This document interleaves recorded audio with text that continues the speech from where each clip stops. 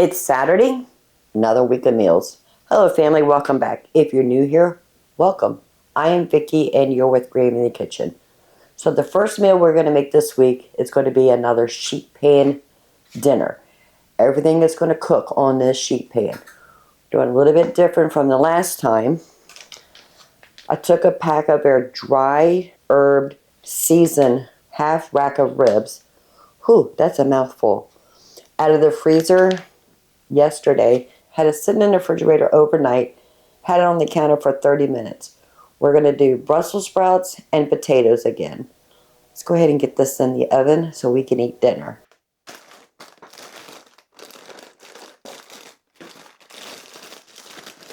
Oh, these Brussels sprouts are bigger. But we're just going to do the same thing we did last time. Just cut off that last little piece. Remove any of the outer leaves. Cut them in half. And then we're just going to put a simple seasoning. The last time we made this together, somebody left a comment saying, oh, they grew their own Brussels sprouts. I am very proud of you. That is awesome.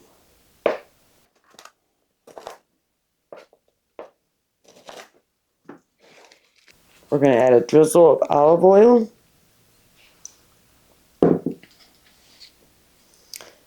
About a quarter teaspoon of pepper. A half a teaspoon of salt. A half a teaspoon of garlic powder. A half a teaspoon of onion powder.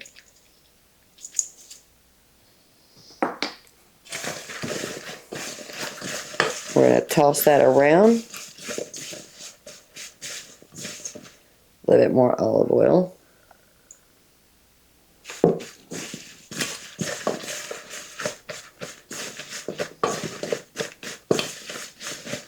Perfect. We're going to put this on our sheet pan in a single layer.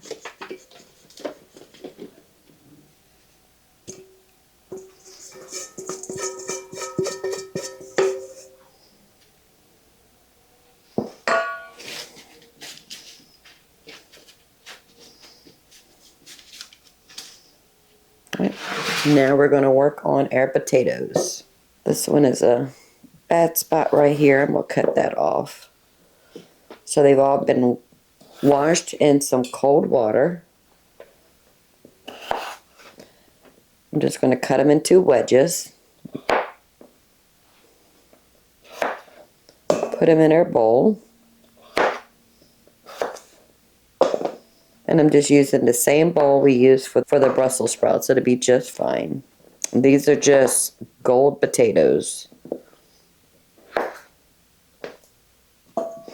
Maybe about 2.5 pounds of potatoes. I did not weigh them this time. It's just whatever was left in that bag. Some olive oil.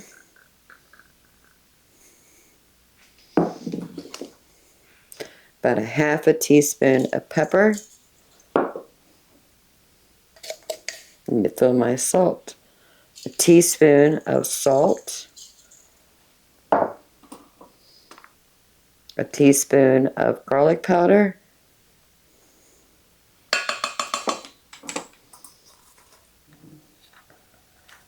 A teaspoon of onion powder.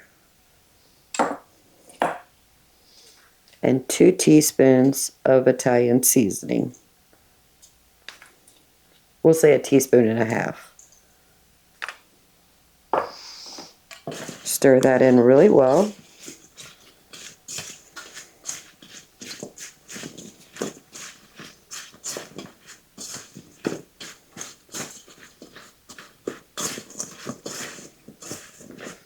Now, the last time we made this, I put Parmesan cheese in here.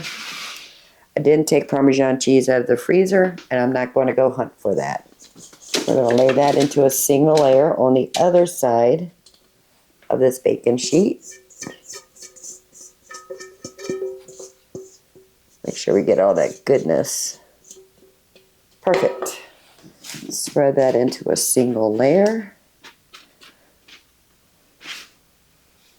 And if you're interested in my pork dry rub, I'll leave the recipe below.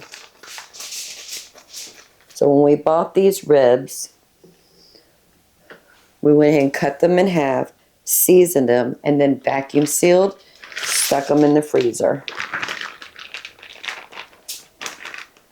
So I got a piece of aluminum foil.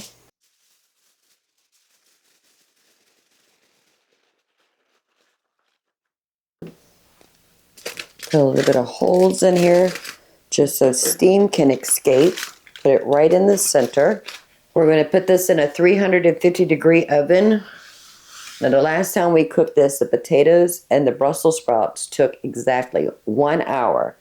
I'm thinking the ribs are also going to take an hour. That's why I'm putting everything together.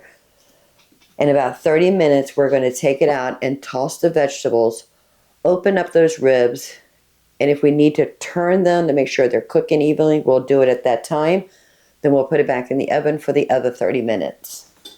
Okay, the sheet pan dinner has been in the oven for 30 minutes. I want to give the vegetables a little toss.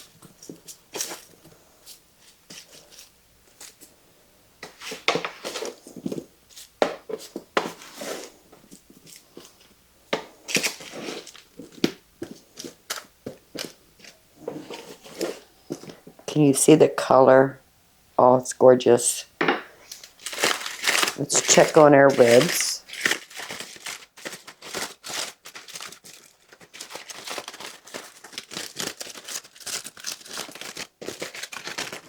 I know they're not done. You want to give them a little, that pan is hot. Turn these over.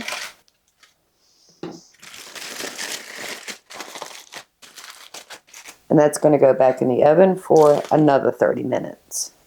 So the ribs need to cook to 190 degrees to 205 Fahrenheit. So we're going to leave them in the oven for the leftover 30 minutes, and then we'll check the temperature. I know the vegetables will be done at that time, so if the ribs have not reached the minimum of 190 degrees, we'll remove the vegetables, and then we'll put the ribs back in there and finish cooking those. Do I think it's going to be done in the hour? No, I don't. So worst case scenario, we'll extend it for another 30 minutes just in case. All right, let's take a peek at our sheet pan dinner. All right, the Brussels sprouts are starting to get too done for me. I'll go ahead and remove those from the pan.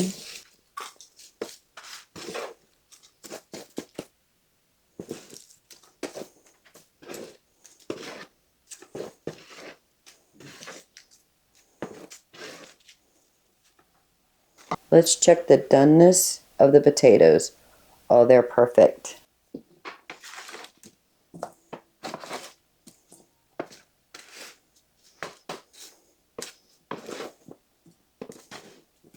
Very warm.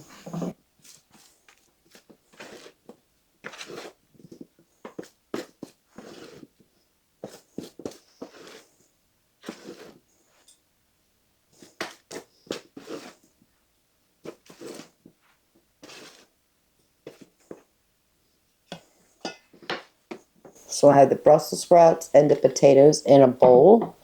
Let's check the ribs. I don't think so. All right, I'm going to win this one.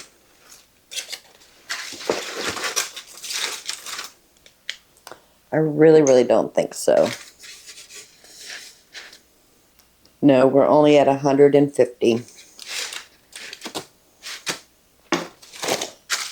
I'm going to leave the aluminum foil open and put it back in the oven. We'll try another 30 minutes and then we'll check it.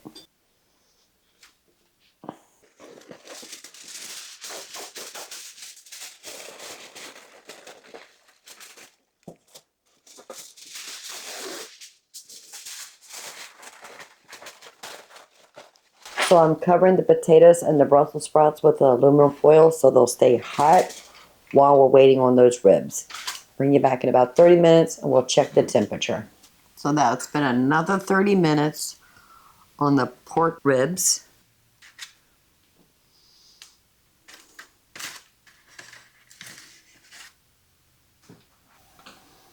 All right, it's 170. It's got to go back in the oven.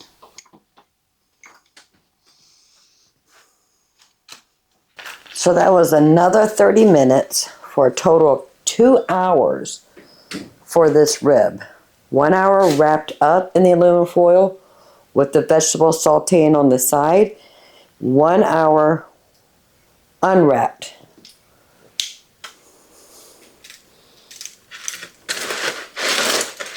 I don't know if I told you this, but when you're taking the temperature, you want to go between bones. Make sure you're not hitting a bone. It's going to give you a false reading. We are over 210 degrees. We're done. We'll turn the oven off. I'm going to remove the rib.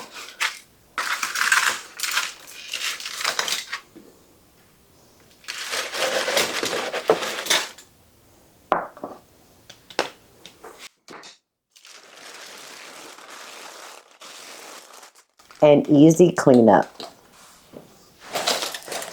So that's our potatoes, our Brussels sprouts. I do want to go ahead and cut this rib.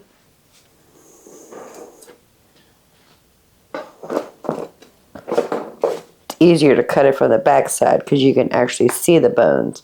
I like cutting mine into 2 bone sections.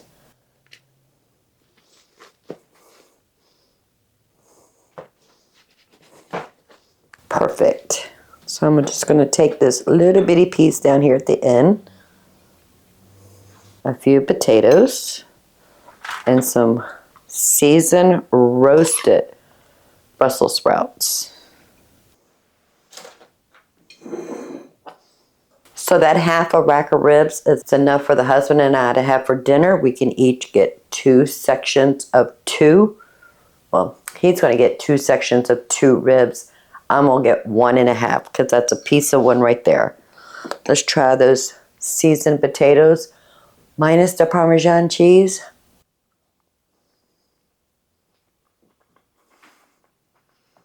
Perfectly cooked. And if you think you don't like Brussels sprouts, try it on a sheet pan. A little bit of olive oil, salt and pepper, garlic powder, onion powder. Roast them for an hour, and then halfway through, just give them a little toss so that they get that char all the way around it. It is so good.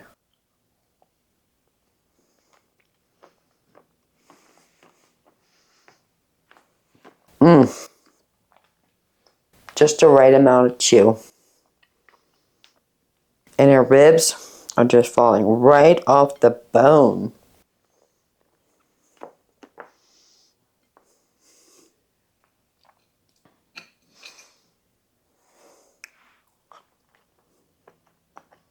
Don't even need barbecue sauce.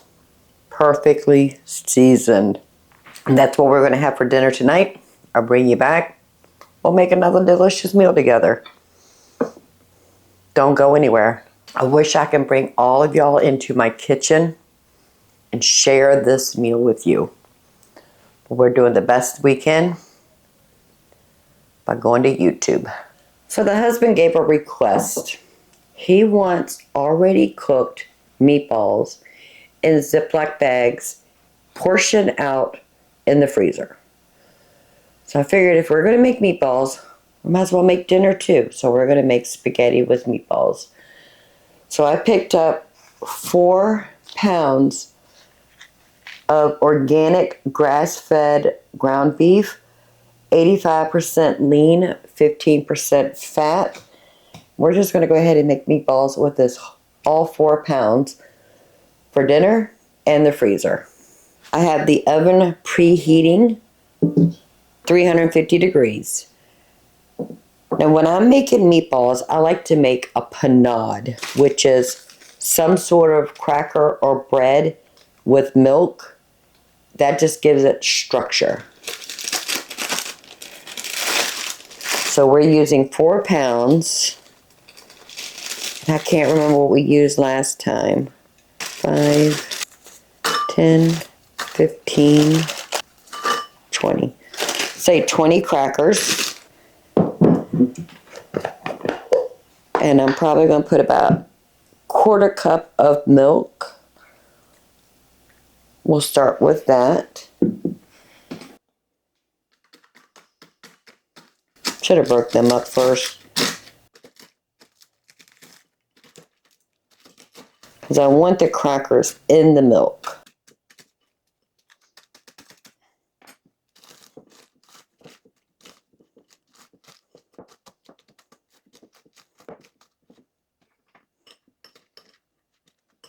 I want them to get nice and soggy. We'll see if that's good.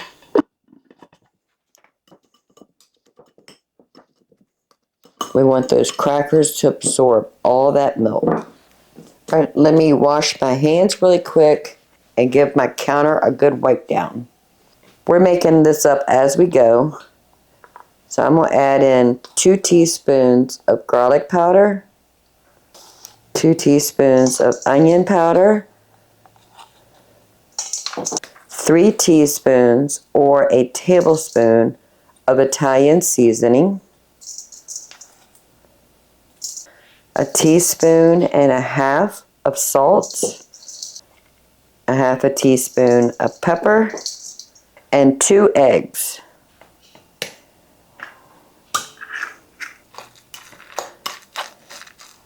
Make sure our crackers are all smushed and broken up. We don't want to bite into a cracker when we're eating the meatballs, but we need the structure. And you can use bread if you want.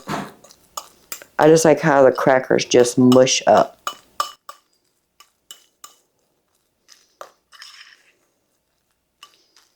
Perfect. Go ahead and dump that in there.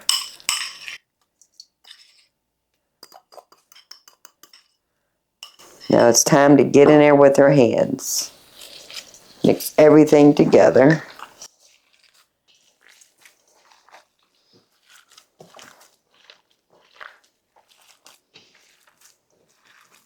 And I'm just going in there and squeezing the hamburger meat and let it squish up with my fingers.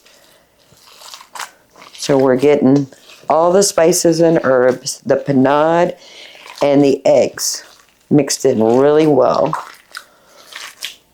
You don't want to overwork it because it'll make your ground meat tough. We don't want that.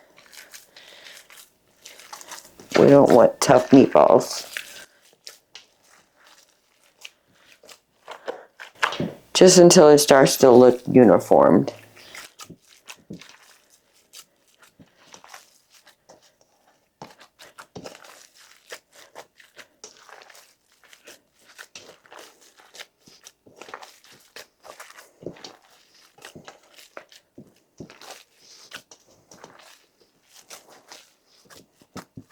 I think we're good. Let me wash my hands, get rid of all my spice and herbs, and then we're going to go ahead and start making some meatballs. Put the milk back in the refrigerator. So I got a large Pyrex dish. Now I asked the husband when he made this request, did he want big meatballs cut in half and then frozen, or did he want small meatballs? And he says small. So I'm going to make them about the size of a golf ball because they will shrink up because this is an 85%, 15% fat ground beef, so they're going to shrink. And if you got one of those little cookie cutters that are different sizes, this will be perfect for that, but that is not something I have. So we're just going to eyeball it and make meatballs. It smells good already and it's not even cooked. Now, if you're the type of person who buys already made, cooked, frozen meatballs, stop it. Stop it right now. When you can find hamburger, now this is an organic hamburger, that is one thing I will not compromise when it comes to my protein is the hamburger. But if you can find hamburger or ground meat on sale, buy it. Buy it in volume. Season it yourself. Cook it the way we're going to cook ours. Let them cool off completely. And you can freeze them.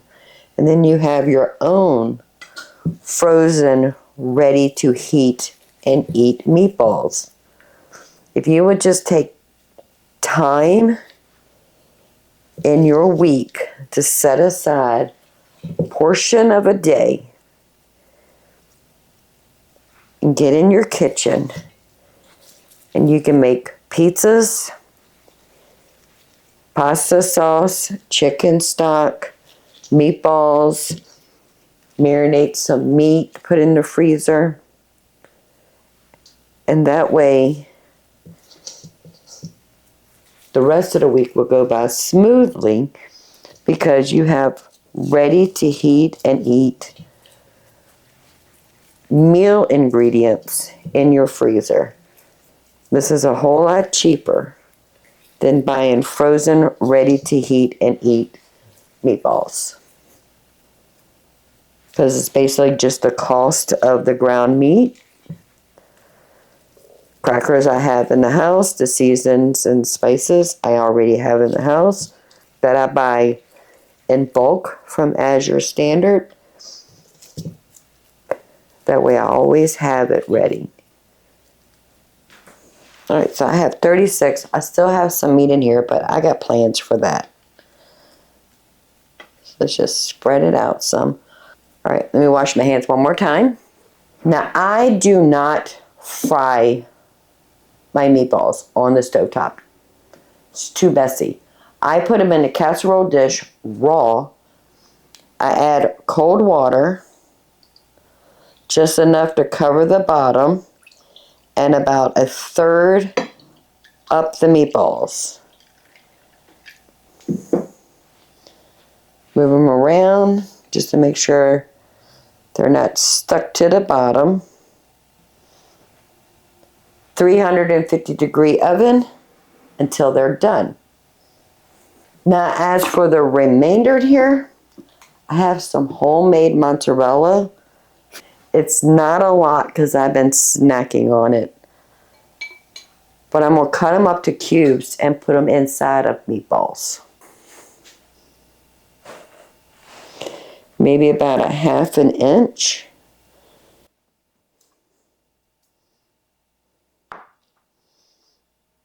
And I'm just going to cut them into cubes. I don't want them too big because I don't want the meatballs to be big.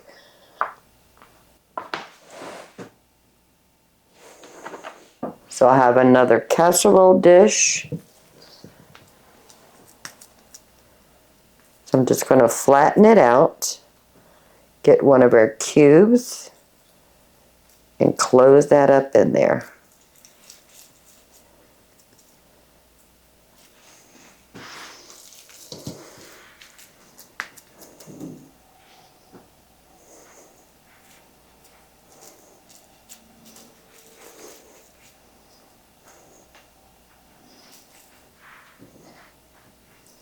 So that gave me 9 meatballs. So we have 36 without cheese, and we have 9 with cheese.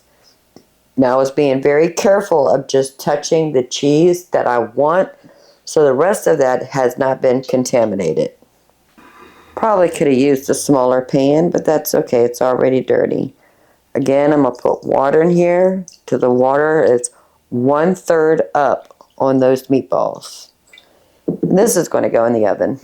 Okay, my hands have been washed for the last time, dealing with raw meat. Let's put our cheese in a bowl. That can go in the refrigerator and something to snack on later.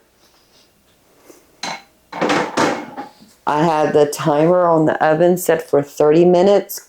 Because in 30 minutes, I want to turn those meatballs to make sure they're cooking well all the way around it. I'm not sure how long it's going to take.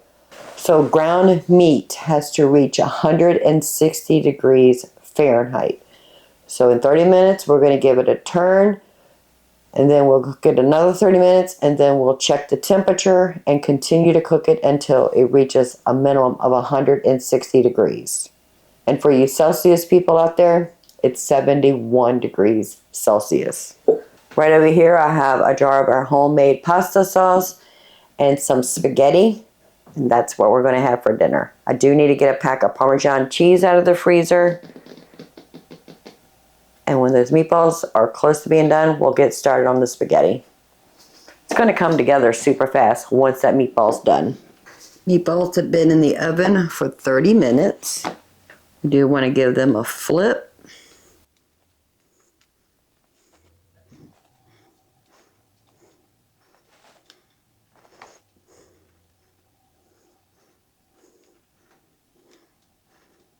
It smells really good. I can smell the onion powder and the garlic powder. Oh, family.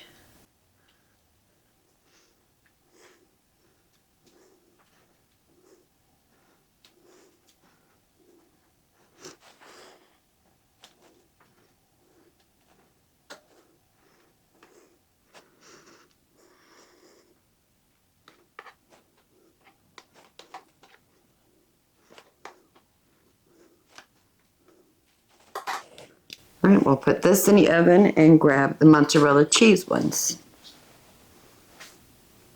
Ooh, look at that. Oh, it's beautiful. Cheese is starting to ooze out. That is okay.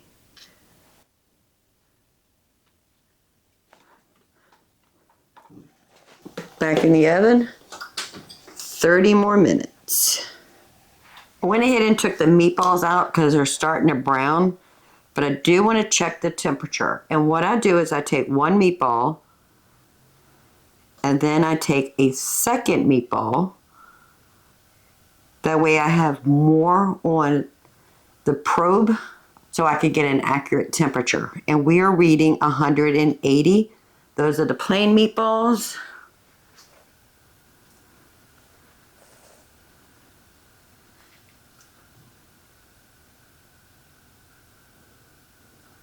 And 175 on the mozzarella meatballs. They are done. Oven off. And I'm just going to put them on a plate on a paper towel so we can dry them up really well. Do not throw this water, fat liquid down your drain. It will cause you a headache in the future. I'm just going to let it cool off. Then I'll just throw it in the trash. Oh, I'm sorry, I forgot to tell you. Took them out 10 minutes early from the second 30 minutes, so it was only 20 minutes. So that's a total of 50 minutes for these meatballs. But of course, the size of your meatball will determine if it needs to be longer or shorter. So this was 36 plain seasoned meatballs, and then we have 9 with the mozzarella cheese. Move this out of the way. I'm not going to put these on paper towels because I don't want to lose my cheese. I'm going to move this out of my way. So I went ahead and put a pot of water on the stove, getting that to boil. 10 ounces of spaghetti right here, plus our homemade home canned sauce and some Parmesan cheese. And then dinner will be ready. So the spaghetti is done. I just put it in boiling water with a little bit of salt, cooked it until it was just al dente. I'm not even going to bother heating up the sauce. It'll be just fine.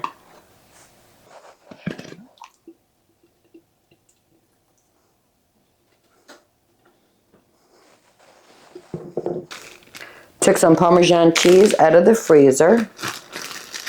I'm going to put about half of this in here. It's about a half a cup. This is a cup measure, but I'm going to put half of it in here. Give that a nice toss.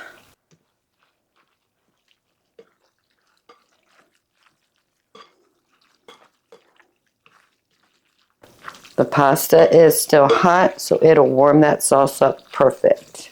We can use the rest of this Parmesan to just add it to the pasta on our plate if we want. So we have the regular Italian seasoned meatballs, the mozzarella cheese meatballs, and the spaghetti with sauce. So this is what we're going to have for dinner tonight. Whatever meatballs we don't eat with dinner, they will go into Ziploc bags in portion size. And I'm thinking maybe 4 will be a perfect size for a portion.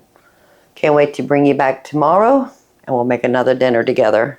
And it's going to be good because we've already started it in the oven. You want me to taste these meatballs, don't you? So this is the mozzarella meatballs.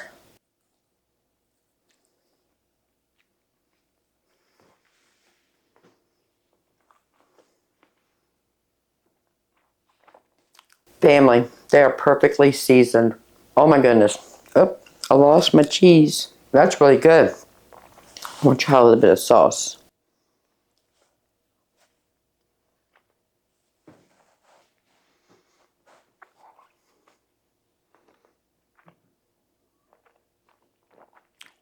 That's really good. I need to make sure I write that recipe down. The ratio of the garlic powder, the onion powder, the salt, pepper, and the Italian season. That's really good. We're going to make those again.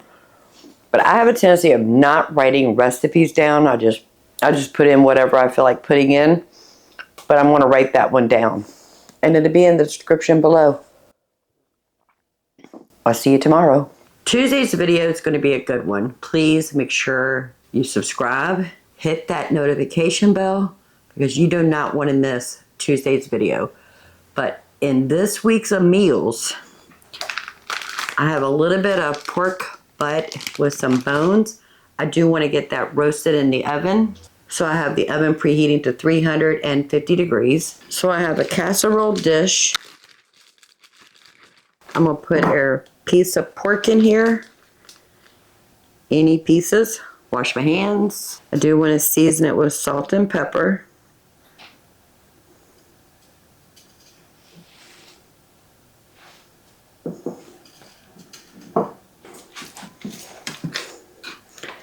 Make sure we're rubbing it at all that salt and pepper. All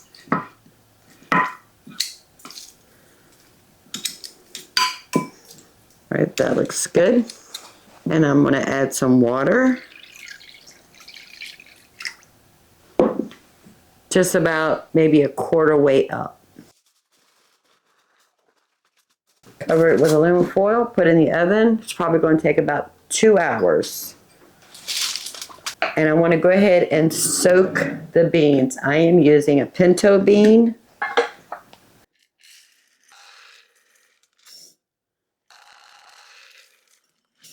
Two cups. I'm going to fill it up to about the 6-cup measure with water. And I'm going to add about just a splash of raw apple cider vinegar. Cover it with plastic wrap. And I'm just going to let this sit overnight so those beans can absorb some of that water and swell up. Now there are different methods to soaking your beans. You can do a quick soak, which is put them in some boiling water, let them cook for, I think it's 30 minutes, drain that water, add fresh water, and let them do a soak. That only takes a couple hours for them to soak. But if you're going from dry beans to water, it needs to soak for at least 8 hours or overnight. This is tomorrow's dinner, so it'll be fine. We're going to put that in the crock pot anyway. In 2 hours, we'll check on that pork, make sure it is done. Then we're going to let it cool off, and we'll put it in the refrigerator. The beans is going to sit right there overnight. Well, the beans have been soaking overnight. I'm not sure if you can see it, but they absorbed a lot of water, and they're actually nice and plump. They're not done, but they're closer than they were yesterday.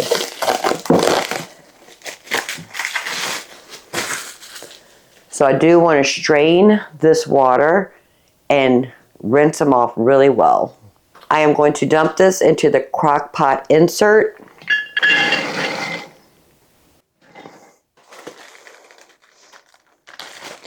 I have a pack of our frozen diced onions.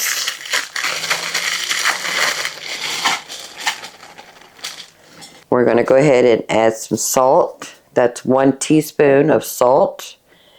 And pepper, half a teaspoon. And this is our pork that we cooked yesterday in the oven. It's mostly bone, but there's a little meat in there. We'll drop that in there. There's a little piece right here. Then I want to top it with water.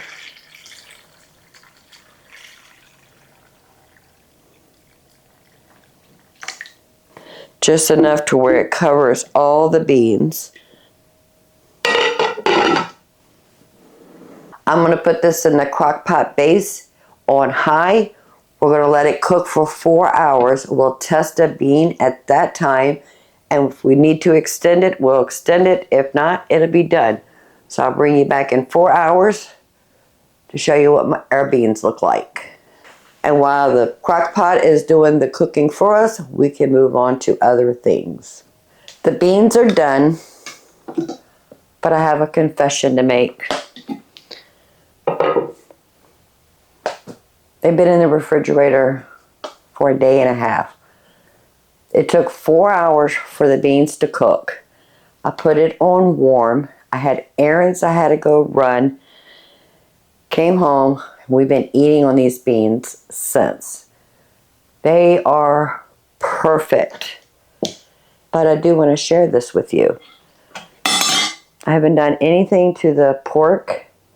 We're going to take care of that now. See if we can get some of this meat off of here.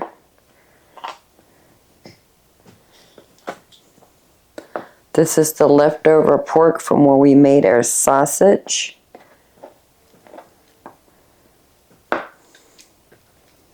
Alright, that looks good. Got some beans here. Let me put that back in the crock pot. And that's just falling completely apart. Big piece of fat right here. I do want to remove that.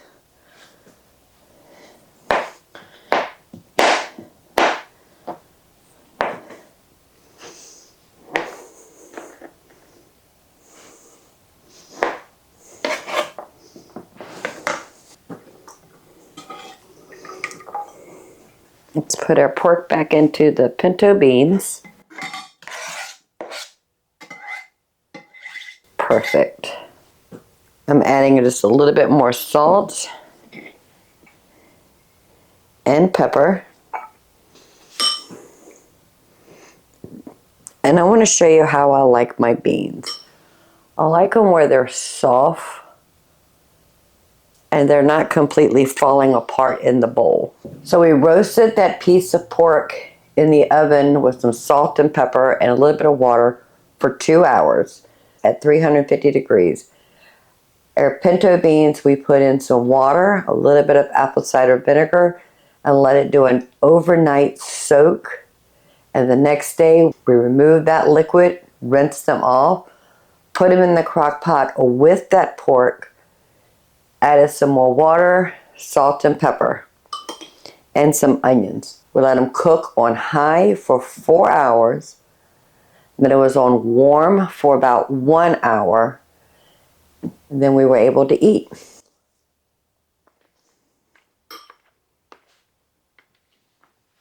And they have the perfect chew.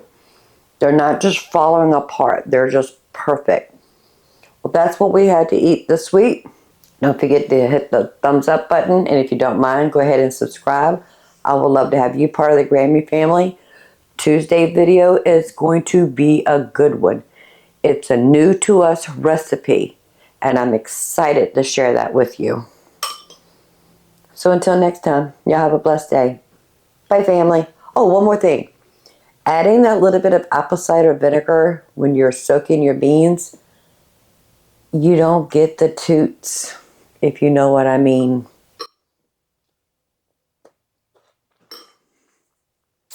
No toots.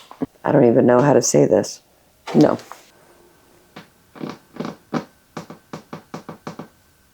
Yeah. Oh, wait. No. No, it's not beef.